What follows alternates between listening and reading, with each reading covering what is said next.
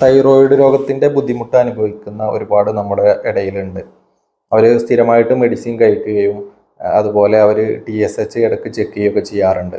അതുപോലെ തന്നെ T3 T4 ഇങ്ങനെയുള്ള ഇതൊക്കെ ചെക്ക് ചെയ്യാറുണ്ട്. ഇത് ഒരുപാട് കാലമായിട്ട് തൈറോയിഡിൻ്റെ ബുദ്ധിമുട്ട് അനുഭവിക്കുന്ന ആളുകൾ അല്ലെങ്കിൽ ഒരുപാട് കാലമായിട്ട് തൈറോയിഡിന് മെഡിസിൻ കഴിക്കുന്ന ആളുകൾ നിർബന്ധമായിട്ടും ചെയ്തിരിക്കേണ്ട മറ്റ് ടെസ്റ്റുകളുണ്ട്. അതിലൊരു 3 ടെസ്റ്റുകളാണ് പറയുന്നത്. ഒന്ന് വരുന്നത് USG നെക്ക് എന്നുള്ളത്, നമ്മൾ തൈറോയ്ഡ് ഗ്രന്ഥിയുടെ ഒരു സ്കാനിങ് നിർബന്ധമായിട്ടും ഒരുപാട് നാളായിട്ട് മെഡിസിൻ എടുക്കുന്നുണ്ടെങ്കിൽ എടുത്തിരിക്കണം. അതിന് വല്ല ചേഞ്ചസോ വീക്കോ ഒക്കെ വരുന്നുണ്ടോ എന്ന് അറിയാൻ വേണ്ടിയിട്ടുള്ളതാണ് USG നെക്ക്. അതുപോലെ തന്നെ മറ്റ് 2 ആൻറ്റിബോഡി ടെസ്റ്റുകളുണ്ട്. ഒന്ന് anti-TPO എന്ന് പറയും.